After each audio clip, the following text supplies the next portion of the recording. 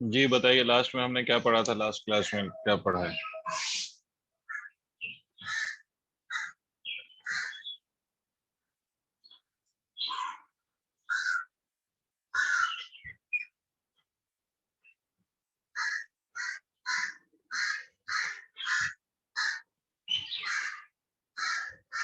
अगर मेरी आवाज आ रही है तो मुझे बताइए कि लास्ट टाइम हमने क्या करा था।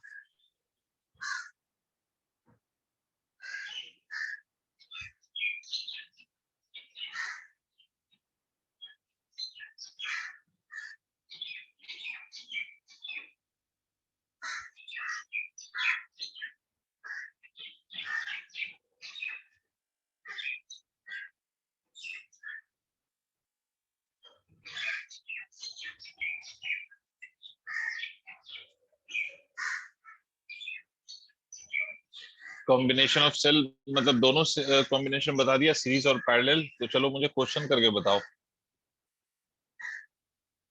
हाँ शिबा, कॉम्बिनेशंस का मतलब है कि कॉम्बिनेशन ऑफ सेल बात पे बात हुई थी, और दोनों कॉम्बिनेशन मैंने बता दिया था, शायद सीरीज और पैरेलल। अगर दोनों बता दिया तो उस पर कुछ क्वेश्चन करके मुझे बताइए।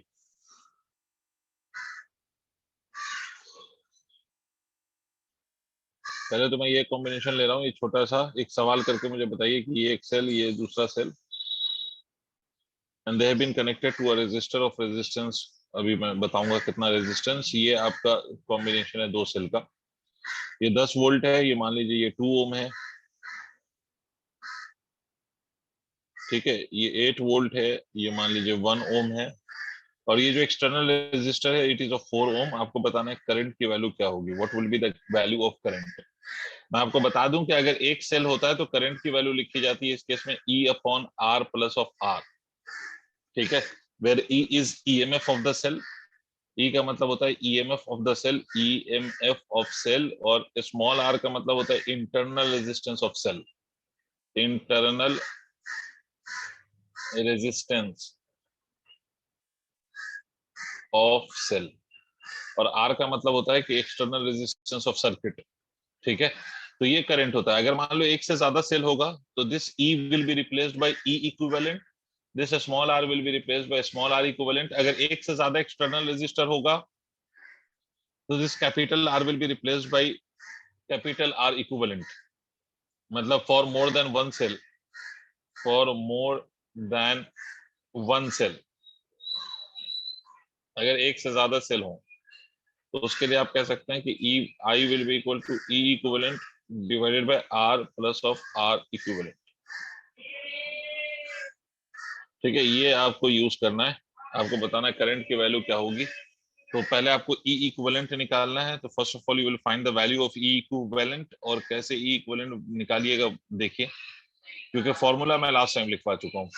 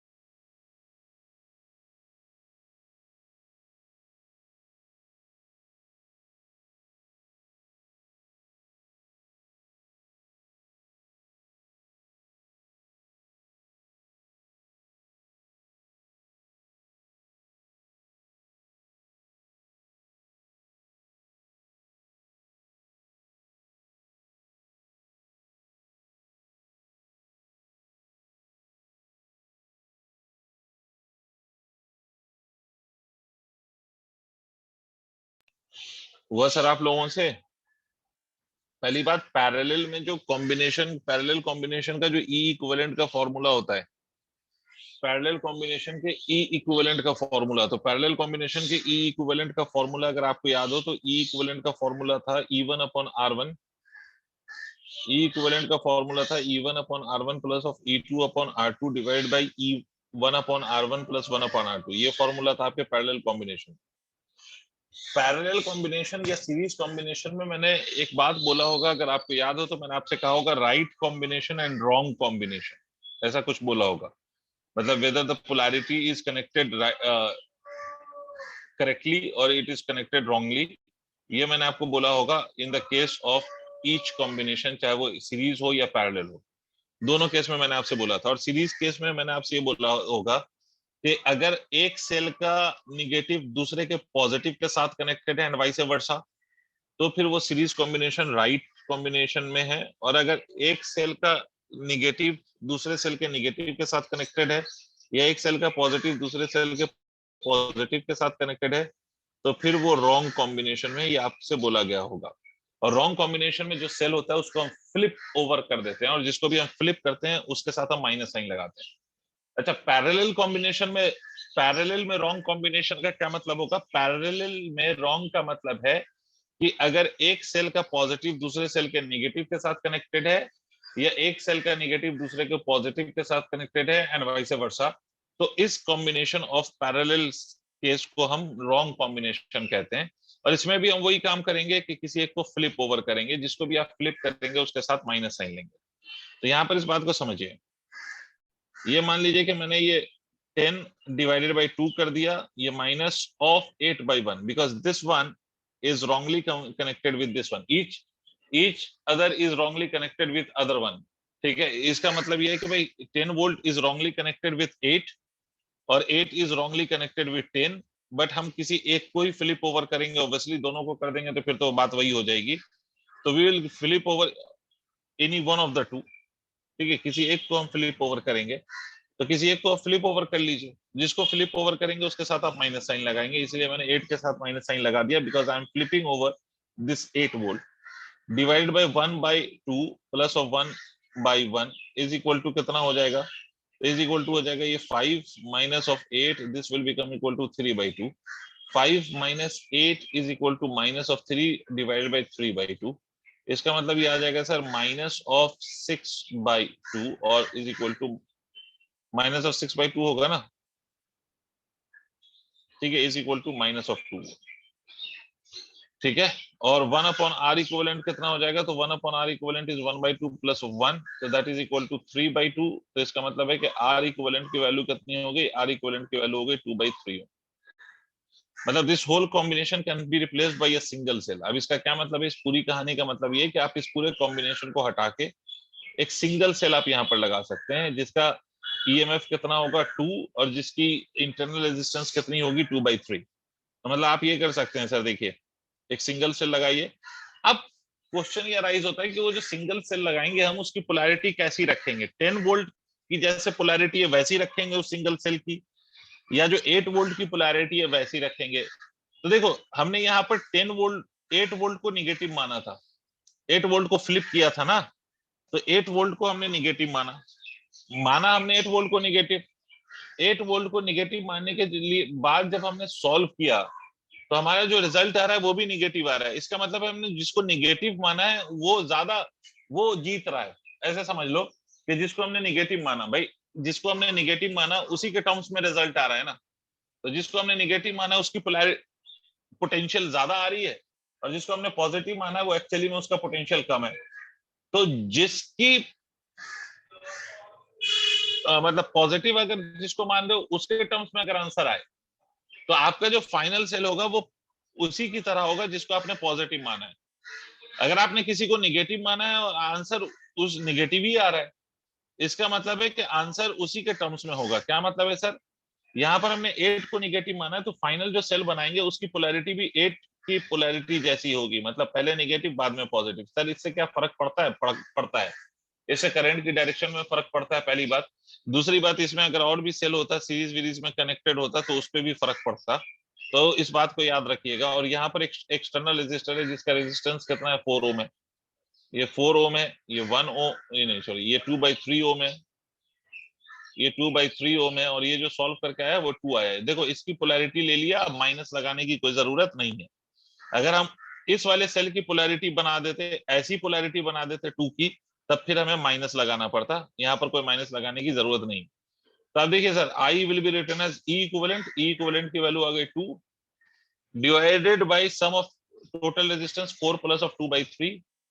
तो ये 3 4 से 12, 12 प्लस ऑफ 2 14। तो ये कितना आ जाएगा 2 14 डिवाइड बाई 3। तो ये आ जाएगा 6 डिवाइड बाई 14। 6 डिवाइड बाई 14 की वैल्यू कितनी हो गई? तो 3 डिवाइड बाई 7। मेरे हिसाब से तो 3/7 एम्पियर आ रहा है भाई। आप लोग देख लीजिए आपके हिसाब से क्या आ रहा है।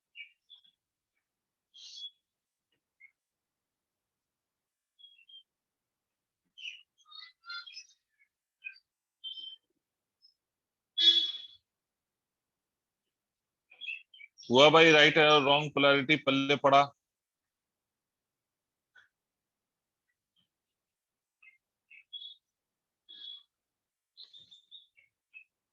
ठीक है, अगर नोट कर लिया हो तो और भी एक दो क्वेश्चन कर लो ताकि क्लैरिटी आ जाए।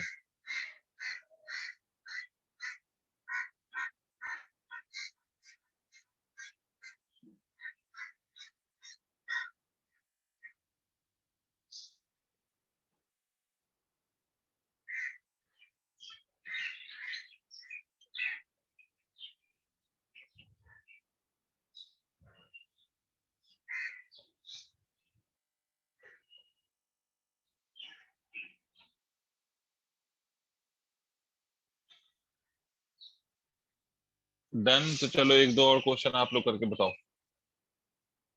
क्वेश्चन नंबर नेक्स्ट कि सर ये ऐसे, ये ऐसे,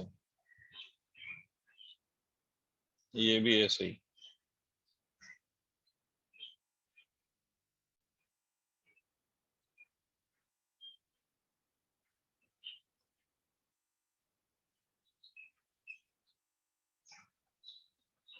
6 वोल्ट 1 ओम, 8 वोल्ट 2 ओम, 10 वोल्ट 1 ओम, 6 ओम। फिर से करंट बताना है सर, करिए।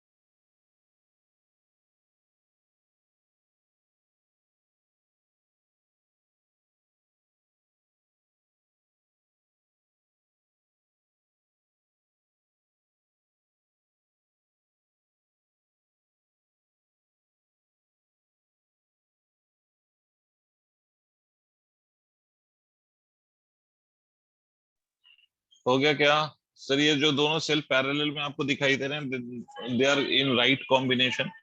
रॉन्गली कनेक्टेड नहीं है, बिकॉज दोनों का पॉजिटिव एक साथ कनेक्टेड है और दोनों का नेगेटिव एक साथ कनेक्टेड है, तो ये राइट कॉम्बिनेशन है। तो ई इक्विवेलेंट निकाल लीजिए। जब आप ई इक्विवेलेंट निकालेंगे तो E1 upon R1 plus of E2 upon R2 divide by 1 upon R1 plus 1 upon R2, मतलब 6/1 प्लस ऑफ 8/2 डिवाइडेड बाई कितना हो जाएगा, डिवाइड बाय 1 प्लस ऑफ 1/2 हो जाएगा। तो ये हो जाएगा sir 6 plus of 4 divided by 3/2। 6 plus of 4 कितना है 10। तो ये हो जाएगा sir E equivalent is equal to 20/3 आ रहा होगा मेरे हिसाब से। और जब आप 1 अपॉन आर इक्विवेलेंट लिखेंगे तो 1 अपॉन आर इक्विवेलेंट की वैल्यू आ जाएगी 3/2। तो आर इक्विवेलेंट की वैल्यू कितनी आ जाएगी, आर इक्विवेलेंट की वैल्यू आ जाएगी 2/3। ठीक, इसका मतलब we can replace this two cells by single cell of EMF 20/3 और पोलैरिटी इस तरह से होगी 20/3। और इसका जो इंटरनल रेजिस्टेंस होगा वो इंटरनल रेजिस्टेंस विल बी 2/3 ओम। उसके साथ फिर से अब एक सेल लगा हुआ है, ये वाला सेल ऐसे लगा हुआ है, और फिर ये आपका रेजिस्टर जो है वो है, ये रेजिस्टर है। और इस रेजिस्टर का जो रेजिस्टेंस है वो 6 ओम है, ये 10 वोल्ट है और ये 1 ओम है।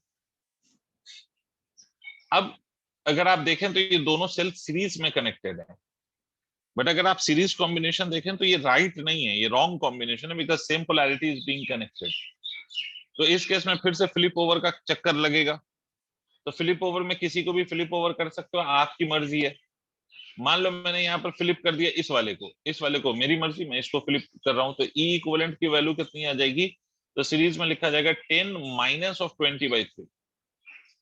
ठीक है, मैंने जिसको फ्लिप ओवर किया उसके साथ माइनस साइन लगाऊंगा ऑफ कोर्स, तो उसके साथ मैंने माइनस साइन लगा दिया, तो माइनस साइन लगाऊंगा तो -20/3। तो ये कितना आ जाएगा 30 और -20, तो ये हो जाएगा सर 10/3। और आर इक्विवेलेंट की value 1 plus of 2/3 that is equal to 3 plus 2 5/3। तो अब फाइनली आप करंट की जब वैल्यू लिखेंगे तो करंट की वैल्यू लिखेंगे ई इक्विवेलेंट की वैल्यू हो गई सर 10/3। और सर उसके बाद क्या हो गया, उसके बाद हो गया सर आर इक्विवेलेंट की वैल्यू कितनी हो गई, एक्सटर्नल रेजिस्टेंस 6 प्लस 5/3। सॉल्व अगर आप करेंगे तो ये आ जाएगा 10/3, ये हो जाएगा सर 18, 6 3 is 18, 18 प्लस ऑफ 5 23, 23/3। 3 से 3 कैंसिल हो जाएगा, तो करंट की जो वैल्यू आ रही है मेरे हिसाब से वो 10/23 एम्पियर आ रही है। ये आएगी भाई करंट की वैल्यू। फातिमा का बिल्कुल सही है आंसर, 10/23। नोट करो भाई, शिवा रियाज, शिफत कलाम।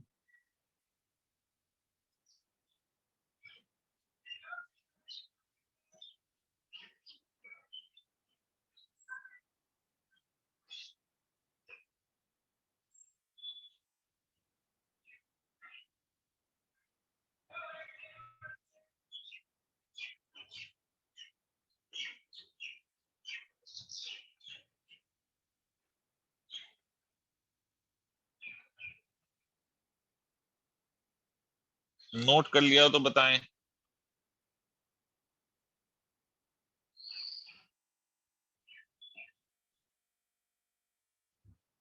ठीक है, शिवा रियाज और शिफत कलाम आप बताए। ठीक है, तो एक और सवाल, आखिरी सवाल करो, उसके बाद फिर और कुछ चीजें सिखाता हूँ आज। इसको खत्म कर देता हूँ आज। देखो, एक और आखिरी सवाल कर लो। यहाँ पर एक सेल लगा हुआ है, यहाँ पर भी एक सेल लगा हुआ है।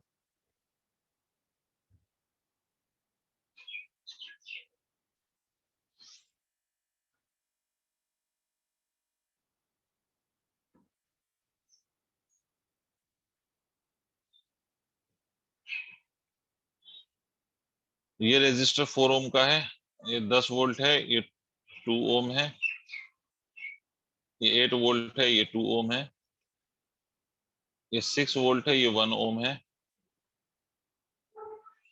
ये 10 वोल्ट है, ये फिर से 1 ओम है। आपको बताना है इस वाले रेजिस्टर में what will be the value of current. अगर आपको अकल है तो आपको समझ में आ रहा होगा, ये फिर से सेल का कॉम्बिनेशन।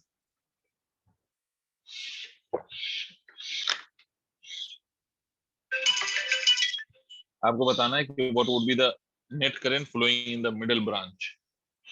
ये जो मिडिल ब्रांच है इसमें टोटल करंट कितना जाएगा, या नेट करंट की वैल्यू क्या होगी। करिए सर।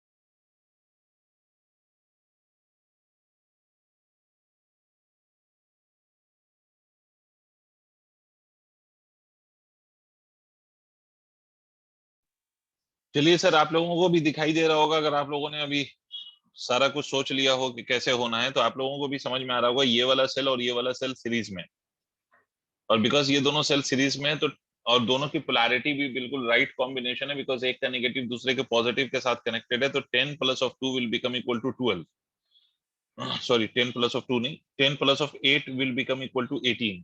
मतलब इस कॉम्बिनेशन को हम ऐसे रिप्लेस कर सकते हैं कि भाई ये 18 वोल्ट हो गया, और इसका जो इंटरनल रेजिस्टेंस है वो 2 प्लस ऑफ 2 दोनों का मिलकर 4 ओम हो गया, because both of them are connected in series, और राइट कॉम्बिनेशन है, तो इसलिए सर ऐसे लिख दो। अब इसके बाद क्या करो सर, इस वाले को देखो, 6 और 10 ये भी राइट कॉम्बिनेशन में है, it is also in series, तो 6 plus of 10 will be equal to 16। तो यहाँ पर इसकी जो पोलैरिटी दिखाई देगी वो ऐसे देगी, ठीक है, ये 16 हो गया सर, ये वाला 16 वोल्ट हो गया, और ये 1 plus of 1 is equal to 2 ohm, और ये बीच वाला जो रेजिस्टर है उसको ऐसे दिखा दो, क्या फर्क पड़ता है, ये ऐसे दिखा दो आप 4 ओम को। अब यहाँ पर देखिए, ऊपर वाला सेल और नीचे वाले सेल जो दोनों आपस में कनेक्टेड हैं, they are connected in parallel. ये दोनों कैसे कनेक्टेड हैं, तो सर ये दोनों पैरेलल में कनेक्टेड हैं, और बिकॉज ये दोनों पैरेलल में कनेक्टेड हैं, तो इनकी पोलैरिटी पे ध्यान दें आप, तो इसकी जो पोलैरिटी आपको नजर आ रही होगी sir, this is not the right combination, this is the wrong combination in parallel case, because एक का पॉजिटिव दूसरे के नेगेटिव के साथ कनेक्टेड है, जबकि होता क्या है कि एक का नेगेटिव दूसरे के पॉजिटिव के, सॉरी, एक का पॉजिटिव दूसरे के पॉजिटिव के साथ कनेक्टेड होता है, बट यहाँ पर क्या हो रहा है, एक का पॉजिटिव दूसरे के नेगेटिव के साथ कनेक्टेड है, ठीक है। तो इसलिए हम क्या करेंगे, जब हम पैरेलल वाला फॉर्मूला लगाएंगे, तो ई इक्विवेलेंट की वैल्यू क्या लिखोगे आप, ई इक्विवेलेंट में फिर से किसी एक को आप फ्लिप ओवर करोगे, जिसको फ्लिप ओवर करोगे उसके साथ माइनस लगाओगे, इसका मतलब आप लिखोगे 18/4 माइनस ऑफ, मान लीजिए 16/2 डिवाइडेड बाई 1/4 प्लस ऑफ 1/2। जब आप ये सॉल्व करेंगे तो 18/4 will become equal to 9/2 minus of 8 divided by ये 4 तो एलसीएम आ जाएगा सर इसका नीचे 4, ये हो जाएगा सर ऊपर 1, और ये हो जाएगा सर 2। तो सॉल्व करते हैं सर, ई इक्विवेलेंट की वैल्यू कितनी हो जाएगी 9, ये 2 इंटू 8 16 आ जाएगा, 2 into 8 will become equal to 16, है ना, एलसीएम लेकर सॉल्व करो तो ये हो जाएगा सर 16, 16 में से 7 को 9 को घटा दो तो 7/2 आएगा ऊपर, और नीचे आएगा 3/4, ठीक है, सॉल्व करिए तो 7/2 इंटू 4/3, 2 2 4, तो ये आ जाएगा सर 14/3। अच्छा, इसके साथ माइनस साइन भी आएगा ना, 9/2 माइनस ऑफ 8 तो -16, तो ये -7 माइनस -14/3। माइनस का क्या मतलब, कि जिस सेल को आपने निगेटिव लिया था या जिसको फ्लिप ओवर किया था, एक्चुअली में पोलैरिटी, इक्विवेलेंट सेल की पोलैरिटी वैसी ही बनेगी जिस सेल को आपने फ्लिप ओवर किया था। अच्छा, यहाँ पर 1/r इक्विवेलेंट की वैल्यू कितनी आ गई, 1/r इक्विवेलेंट की वैल्यू यही जो नीचे लिखा होता है वो 3/4 है, तो आर इक्विवेलेंट की वैल्यू कितनी आ गई 4/3। इसका मतलब ये है कि जो फाइनल सेल आपका बनेगा वो नीचे वाले सेल की पोलैरिटी जैसा बनेगा। तो ये रेजिस्टर है आपका 4 ओम का, और ये आपका जो फाइनल सेल बना वो ये है, फाइनल सेल के जो वोल्टेज है दैट इज इक्वल टू 14/3 मतलब ईएमएफ, और इसका जो इंटरनल रेजिस्टेंस है दैट इज इक्वल टू 4/3। तो करंट की वैल्यू आप यहाँ से लिख सकते हैं, करंट की वैल्यू हो जाएगी 14/3 डिवाइडेड बाय 4/3 प्लस ऑफ 4, ये लिख लीजिए, ये आपका आंसर हो जाएगा, जो भी सॉल्व करके आए नोट कर लें भाई।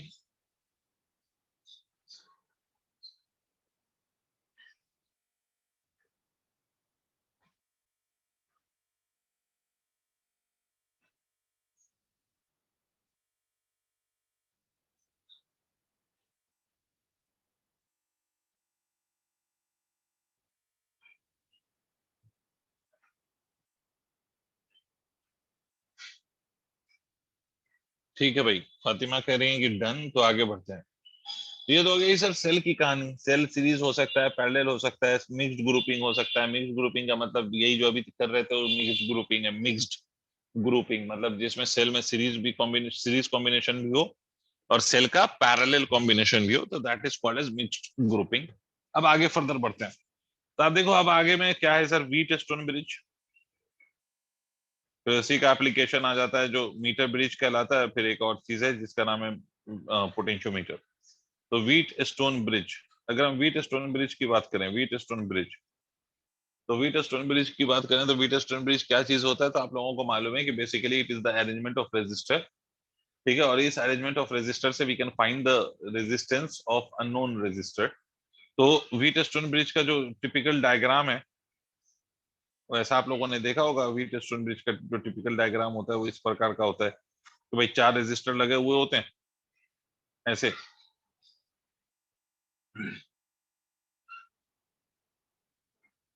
और यहाँ पर आपका एक गैल्वेनोमीटर कनेक्टेड होता है। गैल्वेनोमीटर आपको मालूम ही है कि ऐसा इंस्ट्रूमेंट होता है विच डिटेक्ट्स करंट और वोल्टेज इन अ सर्किट। ये आपका व्हीटस्टोन ब्रिज का ये डायग्राम होता है, ये अरेंजमेंट होता है। अब बेसिकली व्हीटस्टोन ब्रिज ये कहता है कि अगर ये रेजिस्टर R1 है, ये रेजिस्टर R2 है, ये रेजिस्टर R3 है, ये रेजिस्टर R4 है, और गैल्वेनोमीटर G है ये, तो व्हीटस्टोन ब्रिज का वो कंडीशन जिसको हम बैलेंस कंडीशन कहते हैं, वो ये कहता है कि when the Wheatstone bridge is balanced, there will be no current flowing in through the galvanometer branch.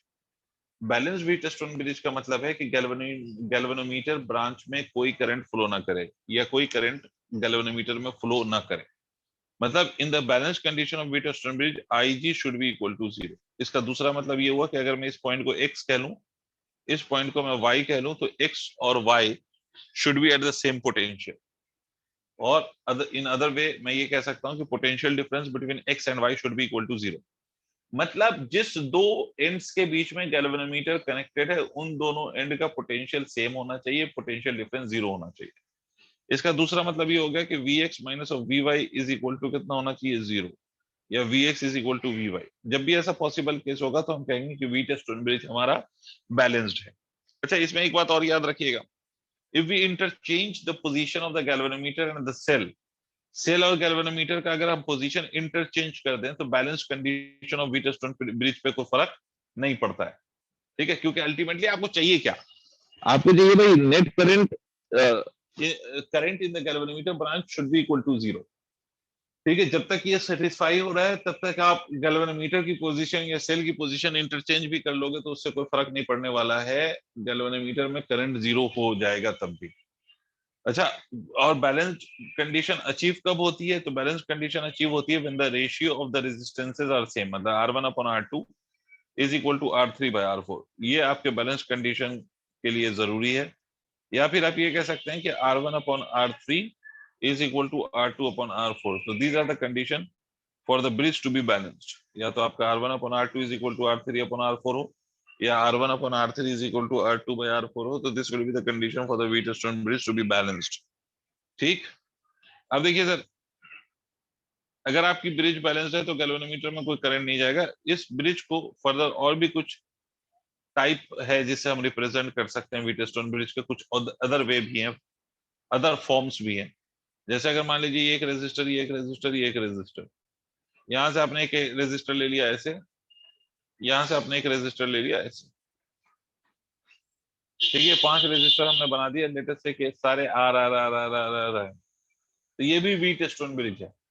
ये भी अपने आप में इट्स अ व्हीटस्टोन ब्रिज। उसी व्हीटस्टोन ब्रिज को दिखाने का ये दूसरा तरीका है। और इसमें ये याद रखिएगा, ये वाला पॉइंट और ये वाला पॉइंट वही है जो यहाँ पर ये वाला पॉइंट और ये वाला पॉइंट। ठीक है, मतलब ये बीच वाले रेजिस्टर की तरह एक्ट कर रहा है। इसी का दूसरा फॉर्म क्या है, दूसरा फॉर्म ये है कि अगर मान लो कि आपने रेजिस्टर ऐसे लगा दिए, ये ऐसे,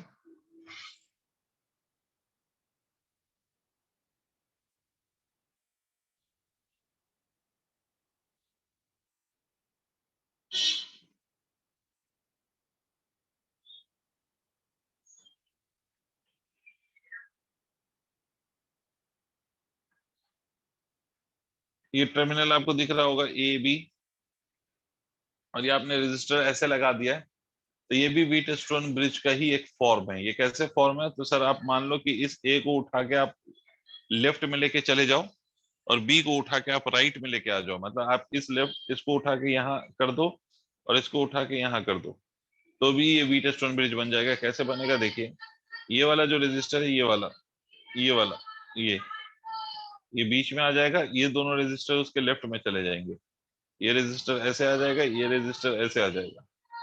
ठीक है, और ये बी पॉइंट इधर आ गया, तो ये दोनों रेजिस्टर इसके राइट में दिखाए जा सकते हैं। तो ये वाला पॉइंट हो जाएगा ए, ये वाला पॉइंट हो जाएगा बी, और ये सारे रेजिस्टर अगर इनका रेजिस्टेंस का रेशियो सेम है तो फिर से ये ब्रिज भी क्या हो जाएगी, बैलेंस्ड हो जाएगी। तो this is also the form of wheat stone bridge, ये भी एक व्हीट स्टोन ब्रिज का फॉर्म। ठीक है सर।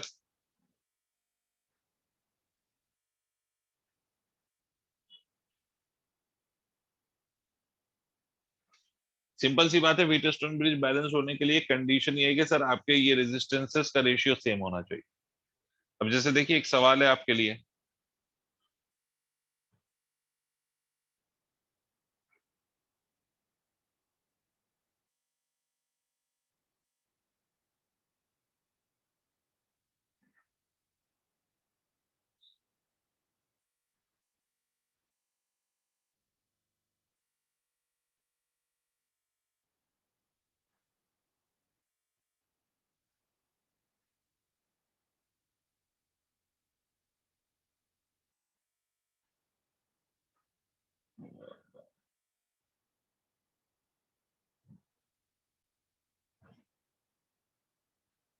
आपको बताना है इसमें करंट की value, what will be the current that will flow into the circuit. Current बनता है ना, तो करंट बराबर वी अपॉन आर इक्विवेलेंट करना है आपको, करके बताइए मुझे।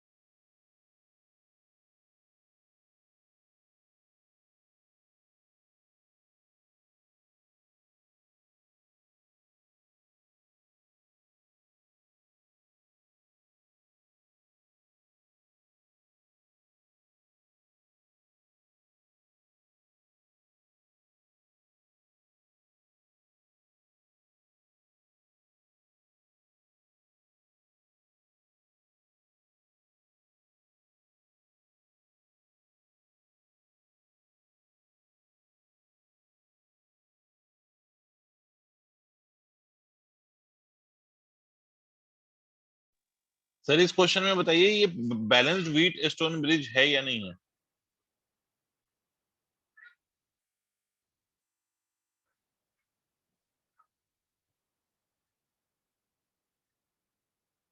बैलेंस्ड है सर।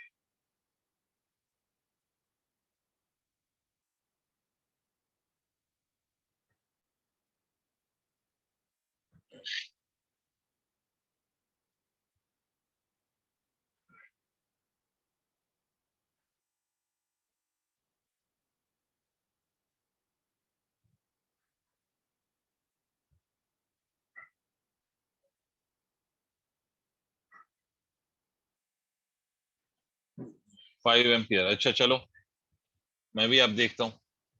भाई पहली बात तो ये आपकी जो ब्रिज है ये आपको दिखाई देती है बैलेंस्ड व्हीट स्टोन ब्रिज, और आपको ऐसा लगा होगा कि अगर ये बैलेंस्ड व्हीट स्टोन ब्रिज है तो इसका मतलब है कि बीच वाले ब्रांच में कोई करंट नहीं जाएगा, और अगर बीच वाले ब्रांच में कोई करंट नहीं जाएगा तो उसके होने ना होने से कोई फर्क नहीं पड़ता। भाई पहले सुन लें आप लोग सारे, सारे क्या दो ही हो, सुन लो।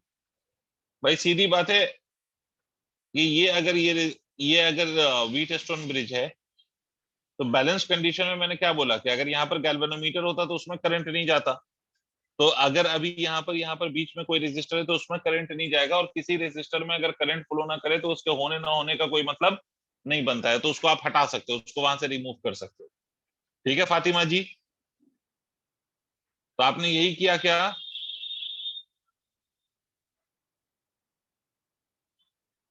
फातिमा आपने भी यही किया, अच्छा।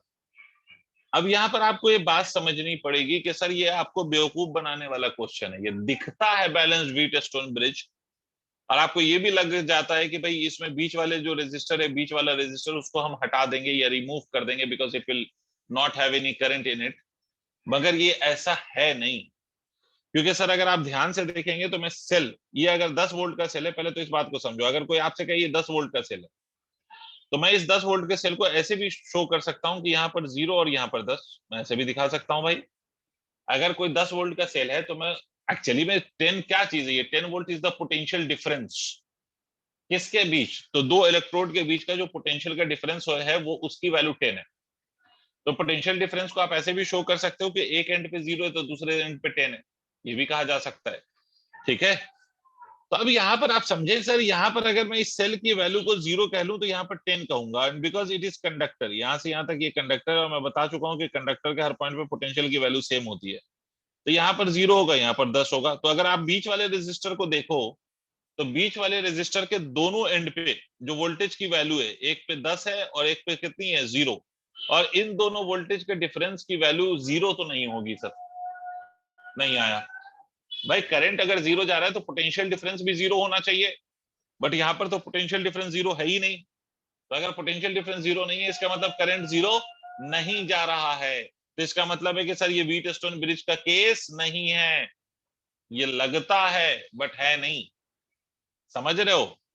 तो आप तुम ये कह सकते हो सर आप ही ने तो बोला था कि गैल्वेनोमीटर का और सेल का पोजीशन चेंज कर देंगे तो Wheatstone bridge remains the same और balance condition is not affected. मैंने बिल्कुल बोला है और ये बात बिल्कुल सत्य है। तो आप इस डायग्राम को तो ऑब्जर्व करिए भाई।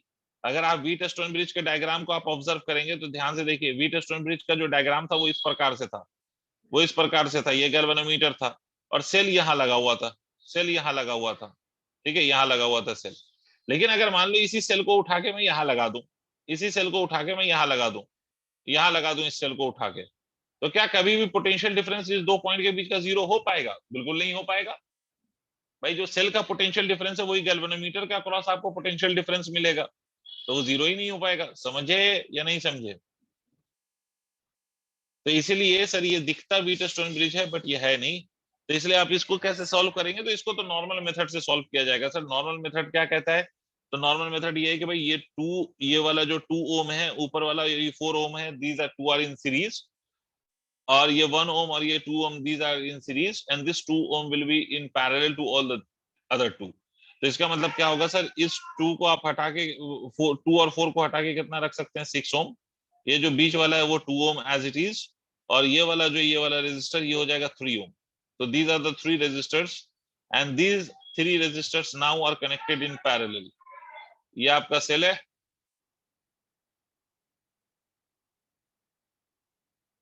10 वोल्ट का और ये पैरेलल में है। तो आप पैरेलल में आप इसको सॉल्व करिए तो आप लिखेंगे 1/6 प्लस ऑफ 1/2 प्लस ऑफ 1/3। ठीक है, पैरेलल में 1/r इक्विवेलेंट। ठीक है, तो 1/r इक्विवेलेंट की वैल्यू अगर आप निकालेंगे तो एलसीएम कितना आ जाएगा? एलसीएम आ जाएगा सर 6, कितना आ जाएगा एलसीएम?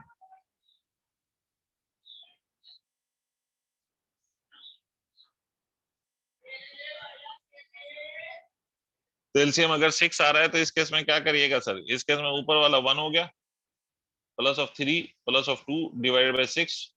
तो आर इक्विवेलेंट की वैल्यू कितनी हो गई? आर इक्विवेलेंट की वैल्यू हो गई 235, तो 6/6 दैट इज इक्वल टू 1 ओम। तो करंट की वैल्यू कितनी आ गई? करंट की वैल्यू आ गई 10/1 इज इक्वल टू 10 एम्पियर। ये आ गया सर आपका करंट।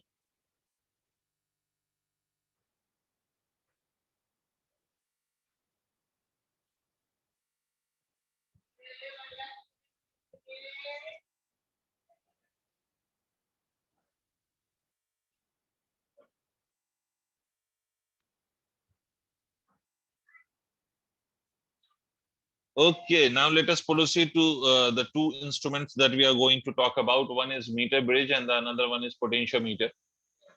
मीटर ब्रिज, पोटेंशियोमीटर, इस पे बेस्ड क्वेश्चन बिल्कुल बनते हैं, बनेंगे सर। मीटर ब्रिज पहले बेसिक वाला केस हम ले लेते हैं। मीटर ब्रिज, आप सबको आइडिया होगा कि मीटर ब्रिज में बेसिकली हम क्या करते हैं सर। तो metre bridge is basically an arrangement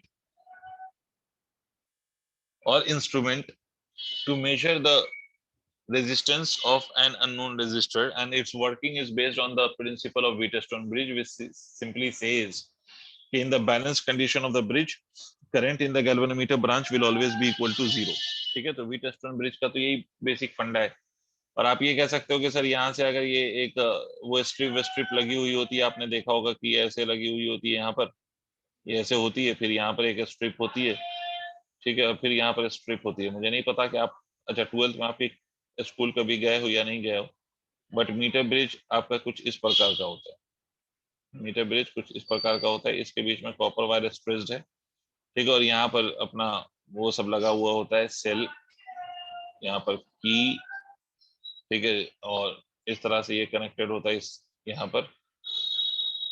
इसमें गैप्स में क्या क्या लगे हुए होते हैं, तो यहाँ पर लगा होता है रेजिस्टेंस बॉक्स। रेजिस्टेंस बॉक्स का मतलब होता है सर कि ये ऐसा बॉक्स है जिसमें different values of resistors available हैं।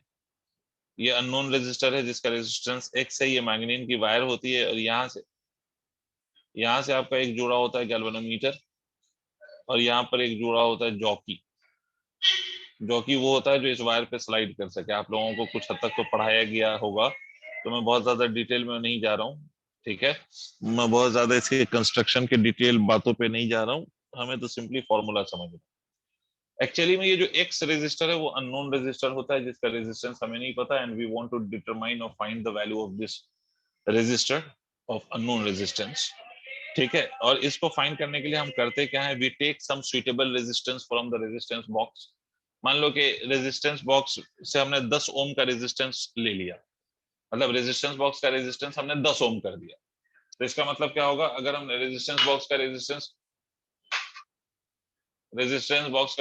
अगर हमने 10 ओम कर दिया, तो इसका मतलब इस गैप को कह लो ए बी, इस गैप में कितना रेजिस्टेंस है वो हमें पता है, एंड दैट इज 10 ओम, ठीक है। अब ये गैप 10 ओम करने के बाद we start sliding the jockey on the wire of this metre bridge. Metre bridge इसलिए कहते हैं क्योंकि इसके वायर की जो टोटल लंबाई होती है वो 1 मीटर होती है, या आप उसको 100 सेंटीमीटर कह लें, ठीक है। और इस पर हम क्या करना शुरू करते हैं, इस पे हम वायर पे जॉकी को स्लाइड करना शुरू करते हैं। We start sliding the jockey on this wire from left towards right, और तब तक स्लाइड करते हैं जब तक गैल्वेनोमीटर का डिफ्लेक्शन जीरो ना हो जाए। और ये जो वायर बनी हुई है मैग्नीन की, इसमें भी रेजिस्टेंस होता है, बट वो resistance only depends on the length, मतलब इसका जो रेजिस्टेंस पर यूनिट लेंथ है, मान लीजिए इस मैग्नीन वायर का रेजिस्टेंस पर यूनिट लेंथ वो सिग्मा है, मान लीजिए कि इसका जो रेजिस्टेंस पर यूनिट लेंथ है वो सिग्मा ओम पर मीटर है। This is the resistance per unit length of this metre bridge wire, ठीक है। तो अब बेसिकली होगा क्या, मान लो कि ये एल लेंथ पे आने पर this becomes balanced, I mean in other words the current in the galvanometer becomes zero when the jockey reaches to the length L from left end। तो बाकी बचा हुआ जो इधर से लेंथ होगा वो कितना होगा, 100 माइनस ऑफ एल होगा, ठीक है। तो अब इसको आप चार रेजिस्टर की तरह देख सकते हैं भाई। एक तो ये रेजिस्टर हो गया रेजिस्टेंस बॉक्स का, दूसरा हो गया एक्स जो अननोन है, तीसरा हो गया इतने लेंथ ऑफ द वायर का, L length of the wire का, चौथा रेजिस्टेंस हो गया 100 minus L length of the wire का, 100 सेंटीमीटर में है यहाँ पर। तो इसका मतलब है कि अगर गैल्वेनोमीटर में इस पॉइंट पर आके कोई डिफ्लेक्शन नहीं हो रहा या डिफ्लेक्शन स्टॉप, तो इसका मतलब है कि at this point metre bridge is balanced. और ये बैलेंस्ड है तो हम इसमें लिख सकते हैं रेजिस्टेंस बॉक्स का resistance divided by the unknown resistor का resistance is equal to L length का रेजिस्टेंस हो जाएगा sigma L, because sigma is the resistance per unit length, divided by sigma into 100 minus of L, sigma and sigma will be cancel out। तो आपका जो x है that x will be equal to resistance box से आपने जो resistance निकाला 100 minus of L divided by कितना लिखेंगे, divided by L। this is the formula to get the value of resistance of an unknown resistor by using the meter bridge। तो meter bridge basically unknown resistor का resistance calculate करता है, metre bridge से basically unknown resistor का resistance calculate होता है, this is how we do that.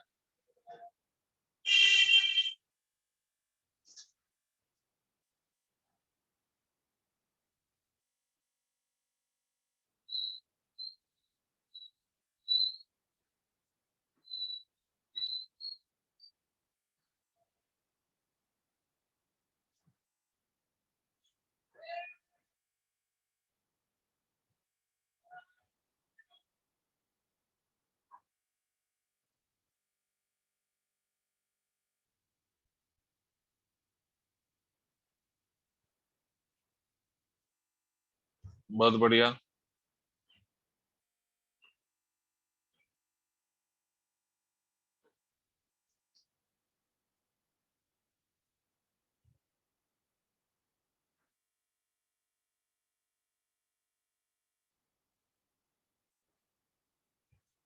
एक और इंस्ट्रूमेंट पढ़ ही लेते हैं, फिर क्वेश्चन पे आते हैं सर। पोटेंशियोमीटर।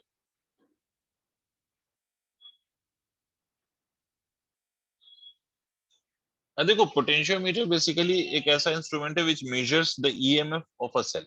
इसका सबसे बड़ा जो काम है वो ईएमएफ ऑफ सेल को मेजर करने का है। देखो, आप लोगों ने सुना होगा voltmeter. Voltmeter potential difference को मेजर कर सकता है या वोल्टेज को मेजर कर सकता है, but that can not measure EMF of the cell. Obviously EMF अलग चीज है और टर्मिनल पोटेंशियल डिफरेंस अलग चीज है। तो हम वोल्ट मीटर से we can only measure the terminal potential difference of the cell, but we can not measure the EMF of the cell. But with the help of potentiometer we can measure the EMF of the cell. उसका reason ये है कि आपका जो potentiometer है that works on the null method condition. Null method condition का मतलब ये होता है बेटा कि ऐसी कंडीशन जिसमें there is no current flowing through the galvanometer branch. मतलब गैल्वेनोमीटर ब्रांच में कोई करंट फ्लो नहीं होगा and it will be able to measure the EMF. अगर गैल्वेनोमीटर में करंट फ्लो होगा तो ये सेल मतलब ये कभी भी ईएमएफ को मेजर नहीं कर पाएगा फिर तो। और अगर गैल्वेनोमीटर में कोई करंट फ्लो नहीं हो रहा है तो we can measure the EMF. क्यों ऐसा सर? बिकॉज अगर गैल्वेनोमीटर में करंट फ्लो हो गया तो सेल का हमें टर्मिनल पोटेंशियल डिफरेंस मिलेगा, सेल का हमें ईएमएफ नहीं मिलेगा। तो आप सर कैसे, ये क्या, किस कॉन्सेप्ट पे बेस्ड है? तो ये याद रखिएगा कि sir it is based on the, again on the null method condition. और ये नल मेथड कंडीशन पे बेस्ड है और ये कहता है कि अगर आप पोटेंशियोमीटर वायर के थ्रू कांस्टेंट करंट फ्लो कराएंगे तो the voltage drop across any length of the wire will be directly proportional to that length itself.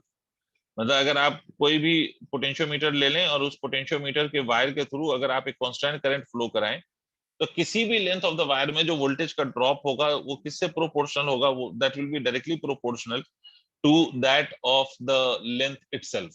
ठीक है, क्या मतलब है सर इसका? इसको समझते हैं। देखो, एक्चुअली में पोटेंशियोमीटर की जो वायर होती है वो अगेन मेड अप ऑफ मैग्नीन। वो वायर जो पोटेंशियोमीटर की होती है वो 4 मीटर से लेकर 10 मीटर तक की होती है। 1 मिनट रुकिएगा जरा सा।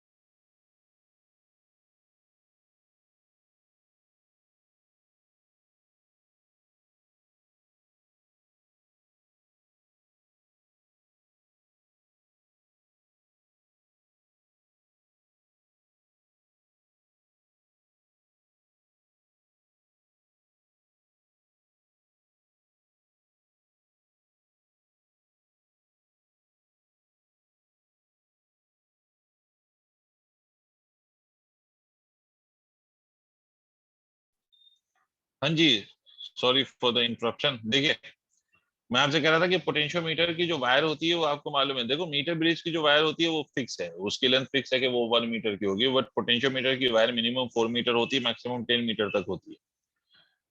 ठीक है। तो आप देखिए सर, अगर मान लीजिए कि ये पोटेंशियोमीटर है आपका, ये पोटेंशियोमीटर है, इसके साथ आपने यहाँ पर कुछ ये ड्राइविंग सेल लगा रखा है। ये फिर आप मान लीजिए कि की लगा रखा है। यहाँ पर रियोस्टैट है। रियोस्टैट भी वही काम करता है जो रेजिस्टेंस बॉक्स करता है। मतलब दोनों का काम है सर्किट में रेजिस्टेंस प्रोवाइड करने का भाई। ठीक है, ये ऐसे आपने लगा रखा है और यहाँ पर कोई सेल आपने कनेक्ट कर दिया जिसका आपको ईएमएफ मेजर करना है। ये उसका इंटरनल रेजिस्टेंस है। ठीक है, यहाँ से आपने एक गैल्वेनोमीटर लगा रखा है, यहाँ पर आपकी एक जॉकी है एंड सो ऑन। तो ये आपका सेल है जिसका ईएमएफ ई है। ये आपका स्विच है या की है, यहाँ पर स्विच या की। और यहाँ पर ये दूसरा सेल है जिसका आपको ईएमएफ मेजर करना है। तो इस ईएमएफ को मैं ई1 कह लेता हूँ।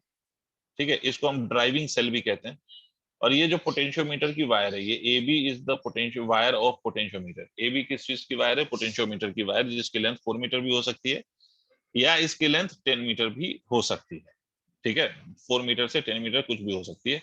अब आते हैं सर दूसरी बात पे कि ये वायर 4 मीटर से 10 मीटर लंबा है और इस वायर के अक्रॉस हमने एक ड्राइविंग सेल लगा दिया। इस वायर का जो एरिया ऑफ क्रॉस सेक्शन होगा वो यूनिफॉर्म होगा। Area of cross section uniform कहने का मतलब कि भाई आपका, अगर आपने area of cross section uniform कर दिया और इस वायर के थ्रू कांस्टेंट करंट पास कराओगे, तो इस वायर में किसी भी लेंथ में जो वोल्टेज का ड्रॉप होगा वो सिर्फ और सिर्फ उसके लेंथ पर डिपेंड करेगा। सर कैसे? तो आपको ये बात समझ में आनी चाहिए कि sir V is equal to sir I R होता है। I R, where I is the current and R is the resistance. आपसे मैंने बोला कि करंट क्या है, तो करंट यहाँ पर सर कांस्टेंट है, current is constant in this situation. तो V is equal to I, I constant है, R को हम लिखते हैं रो L बाई ए, तो रो भी constant, area of cross section of this conductor या wire of wire A B is kept constant. तो यहाँ पर जो V है वो सिर्फ और सिर्फ किस पर डिपेंड करेगा? तो V will only depend on the length. V किस पे डिपेंड करेगा? तो V सिर्फ और सिर्फ लेंथ पे डिपेंड करेगा। तो किसी भी लेंथ में जो वोल्टेज का ड्रॉप है ना, वो उसी लेंथ से डायरेक्टली प्रोपोर्शनल होता है, सीधी बात ये है। ठीक है, तो इसलिए हम कहते हैं कि पोटेंशियोमीटर का जो वर्किंग प्रिंसिपल है वो यही है कि V is directly proportional to length, जिस भी लेंथ की हम बात कर रहे हैं। तो इसलिए हम इसको लिखते हैं V is equal to K times of L, where K is called as potential gradient.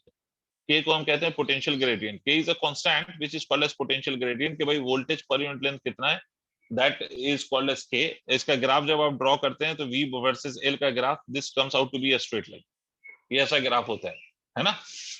अब इसमें किसी भी अननोन सेल का ईएमएफ हम कैसे मेजर करते हैं, जिसका ईएमएफ ये है और रेजिस्टेंस आर है। तो इसमें हम करते ही हैं बेटा कि इसमें फिर से हम वही काम करते हैं। ये जॉकी जो है हमारा ना, जॉकी, इसको हम फिर से स्लाइड करना शुरू करते हैं फ्रॉम लेफ्ट एंड, और तब तक स्लाइड करते रहते हैं जब तक इसमें गैल्वेनोमीटर में डिफ्लेक्शन जीरो नहीं हो जाए। ठीक है, अगर आप इमेजिन करो कि गैल्वेनोमीटर का डिफ्लेक्शन यहाँ पर आके जीरो हुआ है, मान लीजिए कि ये वाली लेंथ है x और x लेंथ पे जाके गैल्वेनोमीटर में डिफ्लेक्शन जीरो हो गया, तो मुझे एक बात पता है कि भाई x लेंथ में कुछ वोल्टेज का ड्रॉप हुआ होगा, क्योंकि हर लेंथ में वोल्टेज मिलेगा। तो x लेंथ में भी कुछ वोल्टेज मिलेगा, वोल्टेज का ड्रॉप हुआ होगा, x लेंथ में वोल्टेज का कुछ ड्रॉप हुआ है, अनडाउटेडली x लेंथ में वोल्टेज का ड्रॉप हुआ। अब जो ये x लेंथ में वोल्टेज का ड्रॉप हुआ, वो ड्रॉप ऑब्वियस ही बात है कि ईएमएफ ऑफ द सेल के बराबर होगा। ये जो अननोन ईएमएफ वाला सेल है ये उसके बराबर होगा, तभी गैल्वेनोमीटर में करंट जीरो हो सकता है। क्यों सर? क्योंकि गैल्वेनोमीटर का जो एक एंड है वो इस वायर पे लाई कर रहा है और दूसरा जो एंड है वो इस सेल के साथ कनेक्टेड है। तो अगर गैल्वेनोमीटर में कोई करंट नहीं जा रहा है, इसका मतलब है गैल्वेनोमीटर के दोनों एंड पे जो पोटेंशियल की वैल्यू है वो सेम होगी, तभी तो पोटेंशियल डिफरेंस जीरो होगा। और जब पोटेंशियल डिफरेंस जीरो होगा तभी उसके अंदर कोई करंट फ्लो नहीं करेगा। तो इस केस में हम ये कह सकते हैं कि अगर मान लीजिए एक्स लेंथ पे कोई करंट फ्लो नहीं कर रहा, तो इसका मतलब एक्स लेंथ में जो फाइनली आपको वोल्टेज मिलेगा, that voltage in the length x will be exactly equal to the EMF of the cell. Voltage in the length x will be exactly equal to EMF of the cell. ठीक है sir, अब देखिए इस बात को समझ लीजिए कि अब ईएमएफ की वैल्यू को अब वोल्टेज एक्स में मिलेगा कितना, तो वोल्टेज पर यूनिट लेंथ जो है उसको आप एक्स से मल्टीप्लाई कर दीजिए। मतलब अगर पर यूनिट लेंथ वोल्टेज की वैल्यू है मान लीजिए 2 वोल्ट पर मीटर, तो एक्स लेंथ में कितना होगा, तो 2 वोल्ट पर मीटर मल्टीप्लाइड बाई एक्स। ठीक है, तो आप इसको क्या लिखेंगे, इसको लिखेंगे sir voltage per unit length, that is, अच्छा वोल्टेज जब ये कहता हूं ना तो इसका मतलब है कि total voltage which will be across A B के अक्रॉस जो टोटल वोल्टेज होगा डिवाइडेड बाय एल, तो this will be potential drop per unit length, ये के की वैल्यू होगी। ठीक है, इसी को हम के कहते हैं, multiplied by what, multiplied by x is equal to what, is equal to E. This is the formula to calculate the value of the EMF of an unknown cell। अगर कोई सेल है उसका EMF आपको नहीं पता, तो उस cell के ईएमएफ को कैलकुलेट करने का ये तरीका है।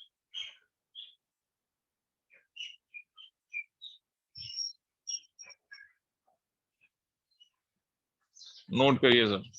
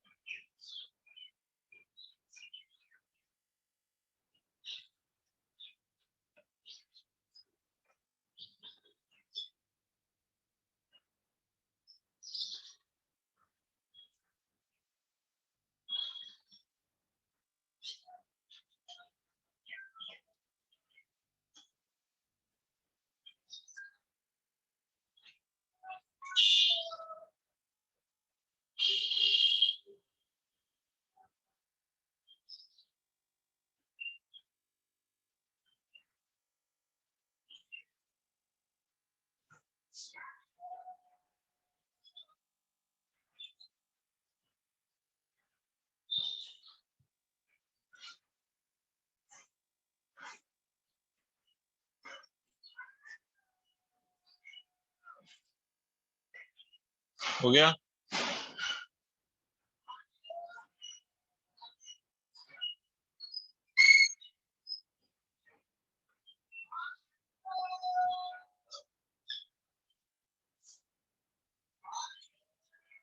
देखिए सर, जैसे अगर आपको ईएमएफ निकालना हो और मान लीजिए ये सेल आपको गिवन है, इसके साथ कोई रेजिस्टर भी नहीं लगा रहा हूँ, ये सेल आपको गिवन है, this is a potentiometer wire. और मान लीजिए इस पोटेंशियोमीटर वायर जो A B, the length of this potentiometer wire A B is equal to, मान लेते हैं 10 मीटर है, और ये सेल आपको गिवन है, let us say this cell is of voltage मान लीजिए कि, चलिए 20 वोल्ट मान लीजिए, और आपसे बोला गया कि सर ये आपका एक अननोन सेल है जिसका EMF you have to determine the value of EMF of this cell. और इसमें सिर्फ आपको ये इंफॉर्मेशन है कि this cell gets balanced at a length of x is equal to, let us say 4 metre. 4 metre पे ये बैलेंस हो रहा है। इसका मतलब है कि when we reach to a length of 4 metre, the current through the galvanometer becomes equal to 0।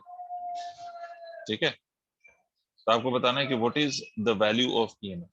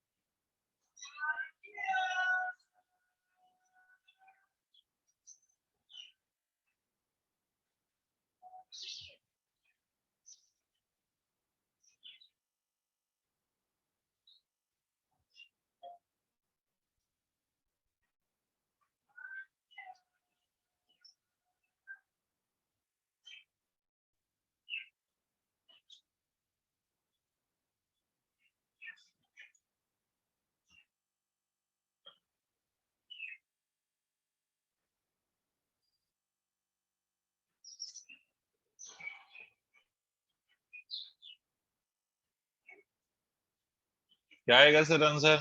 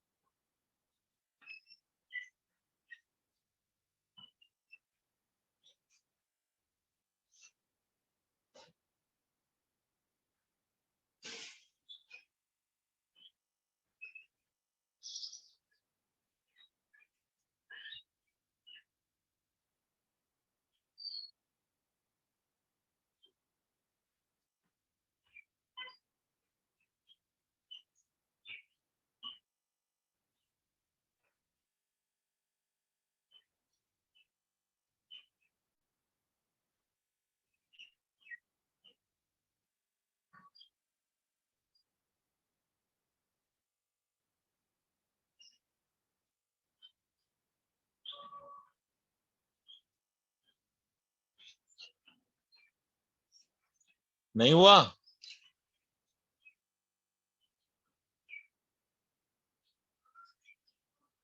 भाई सीधी सी बात है, आपको क्या बताया कि पोटेंशियल ड्रॉप, आप खुद सोचिए कि यहाँ पर जो ये वायर है ना, ये वायर, अब इसमें कैसे हम पोटेंशियल ड्रॉप निकालें सर, इसमें करंट वरेंट तो दिया नहीं। तो एक बात बताओ कि सेल के इस एंड को अगर मैं 0 कह लूं तो इस एंड को मैं 20 कह सकता हूँ, और यहाँ पर अगर 0 है तो यहाँ पर भी 0 है सर, यहाँ पर 20 है ना। इसका मतलब क्या हुआ कि जितना सेल का वोल्टेज है वही पोटेंशियल ए बी के अक्रॉस भी तो लाई करेगा, बिकॉज इन बिटवीन कोई रेजिस्टर वेजिस्टर नहीं है, कोई रेजिस्टर बीच में नहीं है। तो जितना सेल का पोटेंशियल डिफरेंस है वही इस दो पॉइंट ऑफ द वायर के अक्रॉस भी वही पोटेंशियल डिफरेंस होगा जितना सेल के अक्रॉस पोटेंशियल डिफरेंस है। ठीक है, तो आप क्या लिखेंगे, आप लिखेंगे sir simply V A B. V A B की वैल्यू कितनी है, तो वी ए बी की वैल्यू है sir 20 volt. V A B की वैल्यू कितनी हो गई, 20 वोल्ट। तो अगर वी ए बी की वैल्यू 20 वोल्ट हो गई तो अब आपको निकालना क्या था, तो you had to find out the value of EMF. तो हमने क्या बोला आपसे कि पोटेंशियल ग्रेडियंट का मतलब होता है V A B divided by total length multiplied by x is equal to EMF. तो ईएमएफ की वैल्यू क्या हो जाएगी, वी ए बी आपने 20 लिख दिया, ये 10 लिख दिया, मल्टीप्लाइड बाय एक्स इज 4। तो ये कितना हो गया, ईएमएफ की वैल्यू हो गई 8 वोल्ट। ये ईएमएफ हो गया सर अननोन रेजिस्टर का, ये ईएमएफ हो गया, समझे।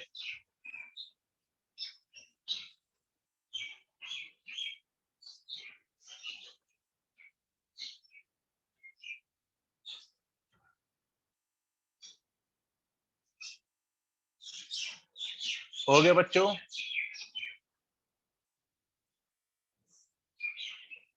अब मेरी एक बात सुनो, एक काम की बात और सुनो, इस पे अभी एक और सवाल करते हैं, बट उससे पहले एक छोटा सा पॉइंट सुन लो कि अगर मान लो कि मैं इसमें उल्टा कर, मैं आपको ये कहता कि भाई मान लीजिए कि ये 30 वोल्ट का सेल है मान लीजिए, और आपसे मैं पूछता कि भाई एक्स की वैल्यू बताओ जिस पर ये बैलेंस होगा, ठीक है, at what length of the wire this EMF of the unknown cell will be balanced.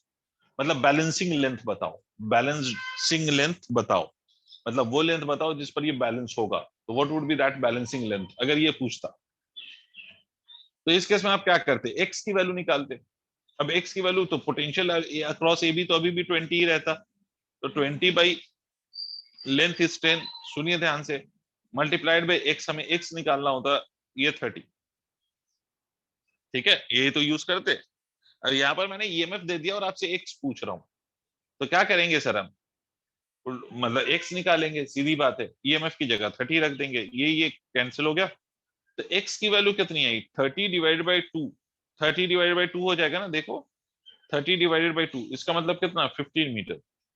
अब मुझे एक बात बताओ कि वायर की लेंथ कितनी है, 10, और आपको जो बैलेंसिंग लेंथ की यहां पर जरूरत पड़ेगी वो कितनी है, 15 मीटर। फिर से ध्यान से सुने, बैलेंसिंग लेंथ कितनी है, 10, और आपको यहाँ पर, सॉरी, बैलेंसिंग लेंथ कितनी है, 15, और वायर की लेंथ कितनी है, 10। बैलेंसिंग लेंथ है 15 और वायर की लेंथ सिर्फ है 10। क्या ये सेल का ईएमएफ आप बैलेंस कर पाओगे, कैन इट बी बैलेंस्ड, नहीं बोल रहे हो, क्या इस सेल का ईएमएफ बैलेंस कर पाओगे, सर नहीं कर पाओगे। इसका मतलब है कि अगर ड्राइविंग सेल जिसको हम कहते हैं ना, driving cell and the EMF of the cell which is to be determined, अगर ड्राइविंग सेल से, ड्राइविंग दूसरे शब्दों में ऐसे समझो, ड्राइविंग सेल नहीं बल्कि ये समझो कि potential drop across the wire of the potentiometer, मतलब वायर के अक्रॉस जो पोटेंशियल ड्रॉप है, मतलब वायर में जो पोटेंशियल डिफरेंस है, अगर सेल का ईएमएफ, जिस सेल के ईएमएफ को आपको मेजर करना है, अगर उसका ईएमएफ वायर के वोल्टेज से ज्यादा आ रहा है, तो फिर उस सेल का ईएमएफ बैलेंस नहीं हो पाएगा। तो मैं नहीं समझ में आई बात, देखो वायर के ए और बी एंड के अक्रॉस पोटेंशियल कितना हो रहा है, तो potential difference across A B is 20 volt, और सेल का जो ईएमएफ है वो कितना है, 30 है, तो सेल का ईएमएफ 30 है, potential difference across the wire is 20, तो 30 इज ग्रेटर देन 20। तो 30 को बैलेंस होने के लिए भाई वो ज्यादा लेंथ चाहिए होगी, जो वायर की लेंथ नहीं है उससे ज्यादा चाहिए होगी, तो फिर ये बैलेंस नहीं हो पाएगा। क्या मेरी बात हजम हुई है बेटा, ठीक है। एक और सवाल करके बता दो कि अगर मैं आपसे यहाँ पर कहूँ कि ये ऐसे सेल, ये इसका ऐसा रेजिस्टेंस, यह होगा पोटेंशियोमीटर वायर, फिर से मान लेते हैं potentiometer wire is of 10 metre, फिर से इसका रेजिस्टेंस मान लेते हैं पोटेंशियोमीटर वायर का, मान लीजिए 4 ओम है, ये 6 ओम है, ठीक है, और ये 24 वोल्ट का सेल है। हमें ये एक दूसरा सेल गिवन है, ये इसका इंटरनल रेजिस्टेंस है, और हमसे बोला गया कि इसकी जो बैलेंसिंग लेंथ हमें गिवन है x is equal to 6 metre given है, तो आपको बताना है कि इस सेल का ईएमएफ कितना होगा। We have to find the EMF of this cell, ठीक है, अननोन सेल, इसका ईएमएफ हमें डिटरमाइन करना है, what will be the EMF of this cell. तो अब देखिए सर, ये वायर जो है, इस वायर की लंबाई ए बी की लंबाई 10 मीटर है, ये wire A B is of 10 metre, A B कितना लंबा है सर, 10 मीटर लंबा है, ठीक है। तो ए बी अगर 10 मीटर लंबा है तो हमें क्या करना होता है, हमें ईएमएफ निकालने के लिए we use this formula V A B upon length into X multi, V A B upon length VAB upon length multiplied by x is equal to EMF of the cell. हम ये लगाते हैं. This is the formula which is to be applied. हम ये लगाते हैं. अब ये लगाने के लिए हमें सेल मतलब ये इस वाले सेल के का वोल्टेज नहीं चाहिए, हमें वायर के अक्रॉस जो वोल्टेज है वो चाहिए. अब यहाँ पर आप ये नहीं कहोगे कि लास्ट वाले क्वेश्चन में तो सर आपने वायर के अक्रॉस वोल्टेज उतना ही लिखा था जितना सेल का वोल्टेज था. अब यहाँ पर वो काम नहीं होगा सर. क्यों नहीं होगा यहाँ पर वो काम यहाँ पर इसलिए नहीं होगा क्योंकि यहाँ पर रेजिस्टर आ गया. मान लो अगर मैं 0 कह लेता हूँ इस पॉइंट को, तो इस पॉइंट को मैं 20 नहीं कह सकता, बिकॉज यहाँ पर एक रेजिस्टर भी है. तो रेजिस्टर के अक्रॉस भी वोल्टेज का कुछ ड्रॉप होगा, तो जो बच जाएगा वो दूसरे एंड पे आएगा. तो ये नहीं कह सकता. तो अब मैं कैसे निकालूं भाई इस पोटेंशियोमीटर वायर के में वोल्टेज कैसे निकालूं? तो मैं यहाँ पर वोल्टेज निकालने के लिए पोटेंशियोमीटर वायर के अक्रॉस वोल्टेज डिफरेंस निकालने के लिए मैं ये फंडा यूज करूंगा I into R of wire A B. मतलब कितना करंट फ्लो कर रहा है इस वायर में, multiplied by the resistance of this wire will give me the voltage difference across the two ends of the wire. अब कितना करंट फ्लो कर रहा है इस बात को निकालने के लिए देखो, इसको आप देखो ऊपर वाला जो पार्ट है ना सर्किट का, उसको इंडिविजुअली आप ट्रीट करो. मतलब इसको आप ऐसे इंडिविजुअली ट्रीट करो कि ये आपका 24 वोल्ट का सेल है, ये आपका 2 ओम है, और वायर का जो रेजिस्टेंस है वो कितना है बेटा, वो है 4 ओम. ठीक है, तो 4 2 कितना हो गया 6. तो करंट की वैल्यू कितनी आ गई, करंट की वैल्यू आ गई 24/6. तो करंट हो गया कितना, करंट हो गया 4 एम्पियर. तो करंट की वैल्यू आ जाएगी 4 एम्पियर. तो अगर करंट की वैल्यू 4 एम्पियर हो गई तो VAB बराबर कितना होगा, current is 4 multiplied by length is equal to कितना 10. तो ये कितना हो गया 40 वोल्ट. ये आ गया सर 40 वोल्ट. समझ में आई बात? VAB की वैल्यू कितनी आ गई 40 volt. Once you have got this 40 volt, तो 40 divided by length of this wire that is 10 multiplied by x 6 लिखा हुआ है इज इक्वल टू EMF. तो 10 4 is 40. तो EMF की वैल्यू मेरे हिसाब से तो आ रही है सर 24 वोल्ट. फातिमा 24 वोल्ट आएगा आंसर.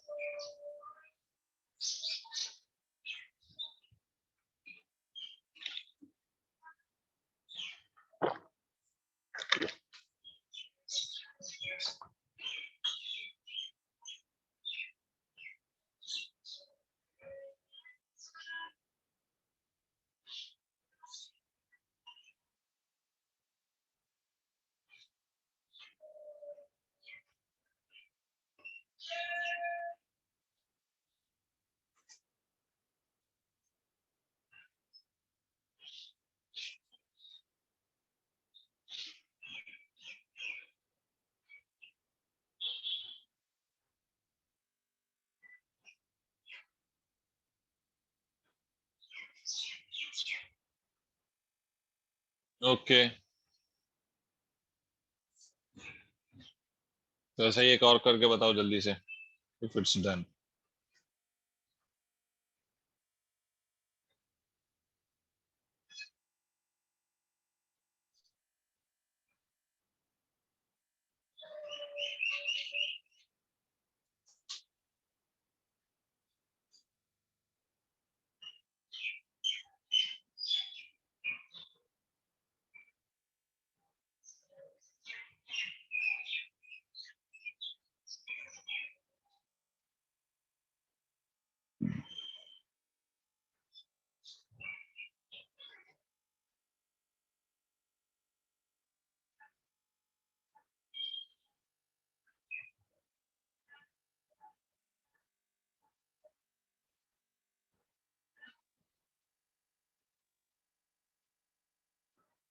बताइए भाई EMF की वैल्यू.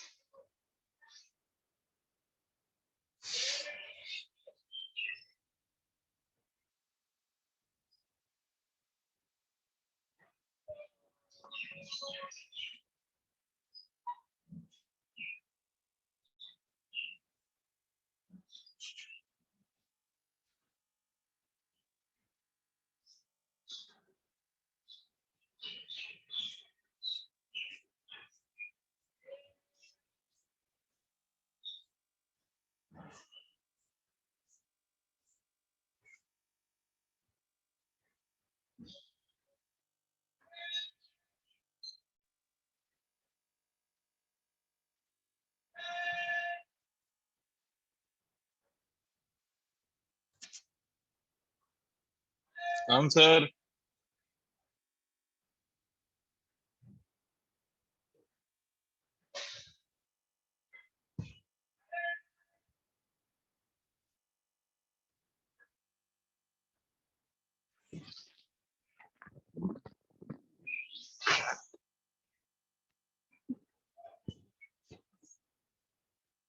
9.6। अच्छा चलो देखते हैं भाई। पहली बात तो जब हम इस पोटेंशियोमीटर वायर में करंट की वैल्यू निकालेंगे तो हम इसको ऐसे ट्रीट कर सकते हैं कि भाई ये 32 वोल्ट है, और यहाँ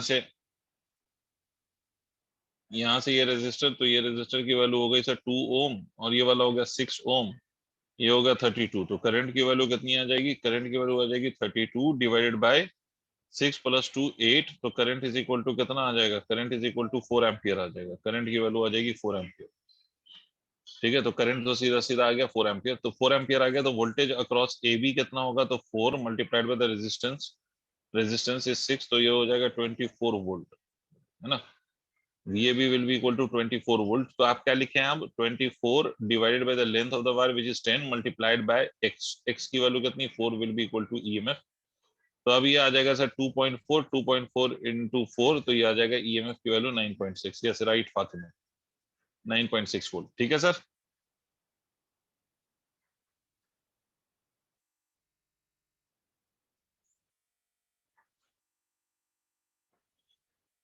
अब इस पोटेंशियोमीटर का दो और यूज है। एक तो मैंने ईएमएफ ऑफ सेल निकालना आपको बता दिया, दूसरा यूज याद रखिएगा कि we can compare the EMF of two cells, उसके लिए भी फॉर्मूला होता है।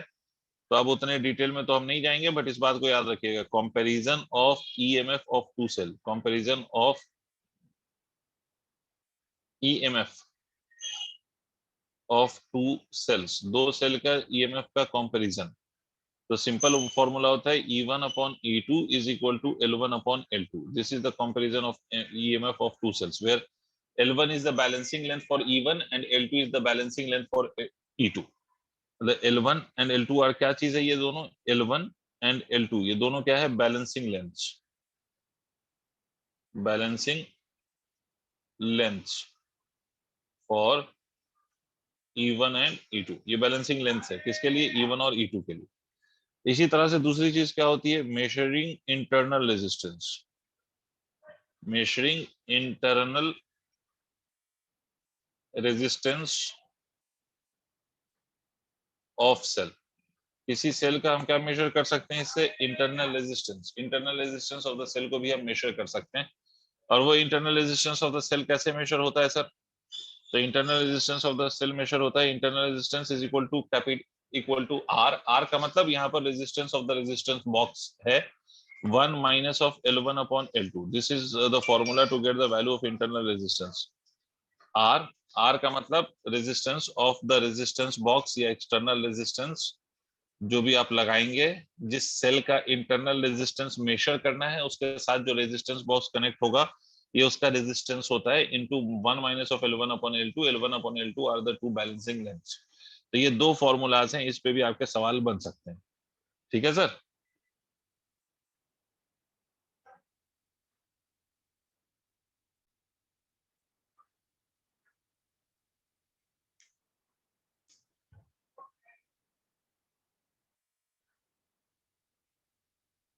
ठीक है, तो फातिमा बस इतना ही रहने दीजिए आज। ये चैप्टर के बाद अब नेक्स्ट चैप्टर हम मैग्नेटिक इफेक्ट ऑफ करंट पढ़ेंगे। Thank you.